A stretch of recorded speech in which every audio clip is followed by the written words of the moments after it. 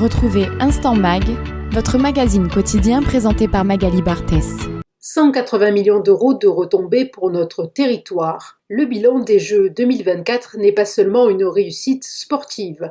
Voilà qui satisfait le club d'entreprise AMP 24, initié par la CCI Aix-Marseille-Provence en novembre 2022 et dont l'objectif était d'impulser un dynamisme économique au territoire et à ses entreprises grâce aux épreuves de voile et aux tournois de football olympique. Une grande satisfaction pour le manager des sites olympiques de Marseille et Nice du comité d'organisation des Jeux, Cédric Dufoy, pour lequel l'aventure olympique a commencé il y a 3 ans et demi. C'est à la fois de l'organisation et de la mise en place de tout ce qu'il faut faire pour bien accueillir les Jeux Olympiques, mais c'était aussi beaucoup d'engagement, et en particulier d'engagement des services de l'État, des collectivités territoriales, des partenaires privés qui ont vraiment tous joué le jeu, donc c'est un bilan très très positif. Puis on espère que cette marina va être réutilisée. Oui, l'héritage immobilier est assez important autour de la marina. Il y a aussi un héritage social en fait qu'on a beaucoup travaillé en allant beaucoup soutenir l'association dans les quartiers. Mais l'héritage matériel, c'est vraiment la marina, et cette marina, il faut qu'elle vive.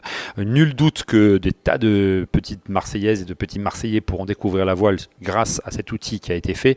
Mais il ne faut pas oublier que cet outil, c'est aussi un stade nautique conçu pour ça. C'est comme l'Orange Vélodrome en fait. Cet outil a bluffé vraiment les athlètes et les dirigeants de la voile mondiale. Il ne faut pas oublier de l'utiliser aussi pour ce qu'il est, et donc accueillir des championnats du monde, des championnats d'Europe, des championnats de France de voile légère dans l'avenir, et que Marseille devienne une place forte de ce genre de compétition. Et puis j'espère qu'on en sortira quelques petits athlètes, de faire aussi de la haute performance, et que de l'utilisation de cette marina comme un grand centre de formation, il y en a déjà beaucoup qui s'entraînent là et qui sont bons, mais peut-être que cet outil permettra des vocations. Maintenant on met le cap sur 2030. Vous espérez que le directeur des Alpes françaises sera issu de Paris 2024 ? Oui, exactement. Bien évidemment, on sait que Renaud Muselier a rêvé un jour de 2030 et que les planètes se sont alignées, que le travail a été remarquablement fait pour arriver à ce que la France conserve des Jeux Olympiques rapidement, d'hiver en 2030. C'est assez exceptionnel de les retrouver.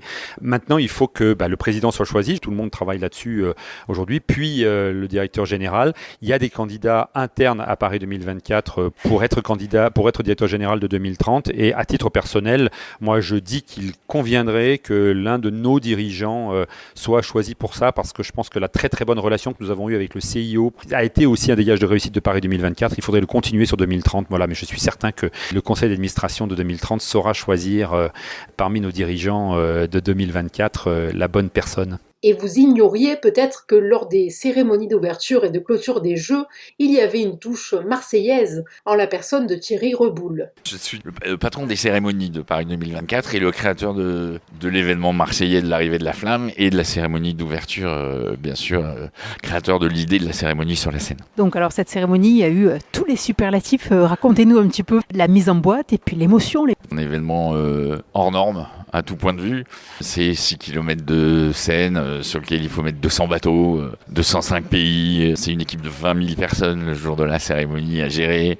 C'est 10 000 athlètes. C'est le plus gros système d'intercommis du monde pour arriver à se parler sur 30 sites différents pendant 4 heures. Puis c'est tout ce qu'on a tous vu, bien sûr, le jour de la cérémonie d'ouverture. C'est certainement le plus gros événement vraisemblable de ce pays, ça c'est sûr, vraisemblablement encore davantage que ça, oui. Puis il y a eu un petit côté promotion de la diversité, c'était ça aussi qui a été apprécié ? Oui, alors c'était très important pour nous, c'est très important aussi pour Thomas Joly, notre directeur artistique, et son équipe. C'était effectivement de la capacité de pouvoir expliquer ce que c'est que la France au travers de sa diversité et de pouvoir avoir des points de vue différents, des angles différents, tout ne s'adressant pas forcément à tout le monde ou n'étant pas forcément fait pour faire l'unanimité de chaque élément, mais que au global de tous ces éléments puisse voir que c'est ça la France, un pays différent avec des facettes différentes, mais qui pourtant sait faire nation quand les circonstances l'imposent. Et parmi les travailleurs de l'ombre de ces Jeux, les techniciens d'Orange, l'unique opérateur à connecter les Jeux Olympiques, là où il y en avait 5 à Tokyo en 2021. Philippe Domas, délégué régional du groupe en Provence-Alpes-Méditerranée, vous explique. Ce qu'il faut retenir sur les JO, sur la région et particulièrement sur la marina,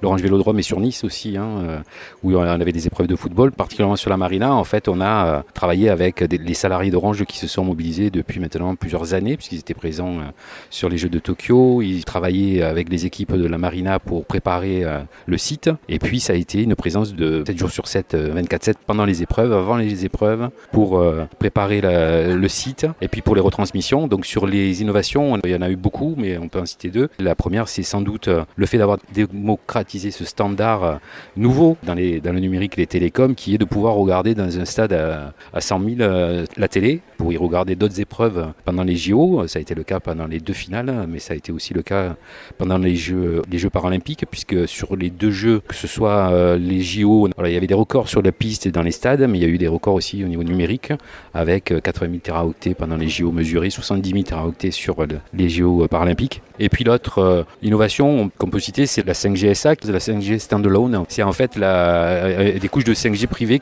pour un usage dédié qui permet donc de sécuriser en fait pour un groupe de personnes, des journalistes par exemple, la possibilité d'avoir du débit garanti tout le temps, quel que soit le nombre de personnes qui utilisent en fait la fréquence à ce moment-là, et donc de pouvoir prendre une photo à l'arrivée et puis l'envoyer immédiatement. En Provence-Alpes-Côte d'Azur, le CROSS, Comité régional olympique et sportif, a préparé l'héritage des Jeux olympiques et paralympiques dès l'attribution des Jeux à la France à Lima. Nicolas Leccia est responsable du développement du fonds de dotation Héritage Sport Provence-Alpes-Côte d'Azur, initié par le CROSS Région Sud en 2019. Avant tout, je dirais un bilan émotionnel parce qu'on a tous partagé des choses extraordinaires pendant toute cette période des JO, olympiques et paralympiques. Et puis sur le fonds lui-même, un bilan positif puisqu'on a levé 600 000 euros de mécénat, à la fois de mécénat de compétences et mécénat financier en 2 ans, puisqu'on a commencé après le Covid, même si on a été créé en 2019. Et donc 21 mécènes, des grandes entreprises du territoire, des TPE, des PME. C'était l'objectif de réunir, de mobiliser les mécènes du territoire autour de ce fonds de dotation. Et puis 18 ou 19 sportifs soutenus, des athlètes, certains qui allaient au Resto du Cœur et qui n'avaient pas un rond devant eux pour finir le mois et continuer à s'entraîner en même temps, puisque ce sont des sportifs amateurs, donc c'est compliqué pour un certain nombre d'entre eux. Le fonds il a été créé sur ce constat-là, qu'un athlète sur 2 membre de l'équipe de France, alors ça date d'une étude de 2016, mais malheureusement ça continue, vit en dessous du seuil de pauvreté. Et les para-athlètes aussi. Et les para-athlètes, donc on a aidé évidemment les Olympiques et les Paralympiques. Voilà, le bilan est très positif. Aujourd'hui, l'enjeu c'est de continuer. Le fonds il a été créé avec un nom qui s'appelle Héritage, justement parce qu'on voulait dès le départ incarner le fait que cet outil a été créé au service du territoire de la région, mais au service du territoire dans un objet d'héritage, c'est-à-dire qu'il est là, il sera là pour 2026 pour accompagner les skieurs qui vont aller à Milan, pour 2028 pour les athlètes du territoire qui vont aller à Los Angeles, et évidemment pour 2030 les Jeux que la région Sud accueillera. Vous l'avez compris, ces Jeux sont une réussite locale, avec de nombreuses entreprises régionales mobilisées, ce dont se réjouit Gilles Verdure, manager attractivité économique, sociale et territoriale au comité d'organisation des Jeux. On est effectivement très satisfait des retombées économiques locales pour Marseille, les Bouches-du-Rhône et la région dans son ensemble, parce que les chiffres sont vraiment au rendez-vous. On a près de 240 entreprises sur la région PACA qui ont travaillé pour le comité d'organisation des Jeux Olympiques et Paralympiques. On a 107 entreprises marseillaises qui ont également travaillé. On aura des chiffres qui vont continuer à croître jusqu'à notre conseil d'administration du mois de décembre qui présentera l'ensemble des prestataires qui ont travaillé pour les Jeux. Donc on est très satisfait, mais c'est pas tombé de nulle part. C'est-à-dire qu'on a beaucoup travaillé avec les acteurs locaux, avec la CCI, avec la CRES, la Chambre régionale de l'économie sociale et solidaire, avec les collectivités locales, avec l'État, pour faire en sorte qu'à un moment ou un autre, ces entreprises puissent être en rendez-vous de nos marchés. Et donc de ce point de vue-là, c'était important de pouvoir venir le présenter aujourd'hui, dans la mesure où c'est un travail de 4 ans, un process, une méthodologie assez robuste pour présenter ces opportunités et faire en sorte que les entreprises soient au rendez-vous le jour J. Et puisque l'on évoquait la réussite locale, lors de ce bilan des Jeux était conviée la start-up marseillaise Tomo 4.0. Sa cofondatrice Fanny Vion a eu l'idée d'investir une démarche upcyclée en vue de faire des objets qui nous accompagnent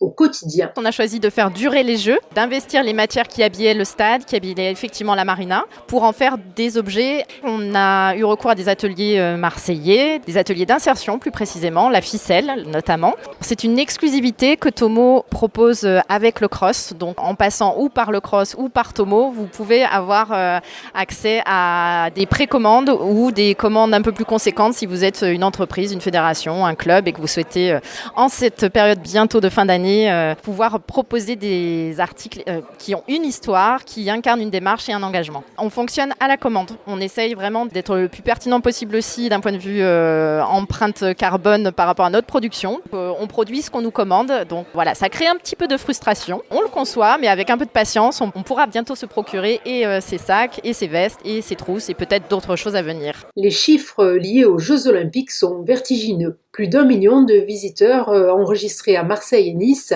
230 000 pour l'arrivée de la flamme, 350 000 au stade de Marseille et 140 000 à la Marina olympique. Isabelle Brémond, directrice générale de Provence Tourisme, s'en félicite et vous apporte quelques informations complémentaires. Quand on prend vraiment la période des Jeux Olympiques, entre le 24 juillet et le 8 août, on a 3,5 millions de nuitées sur le département, ce qui fait une stabilité par rapport à 2023, avec évidemment une progression de la clientèle étrangère et une stabilité de la clientèle française. On a plus 10% de fréquentation étrangère, avec des clients qui viennent de l'Allemagne, la Belgique, l'Italie, les États-Unis, le Royaume-Uni. Et puis on a aussi des touristes nouveaux avec les Brésiliens, les Australiens qui sont venus aussi évidemment pour les Jeux Olympiques, les Brésiliens probablement pour le foot et les Australiens pour la voile. Sur la clientèle française, on a donc essentiellement la région Paris-Île-de-France,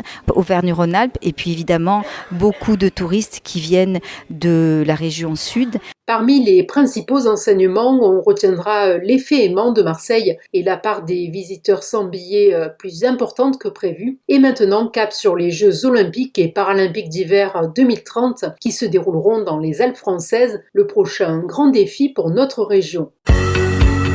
Retrouvez Instant Mag, votre magazine quotidien présenté par Magali Barthès.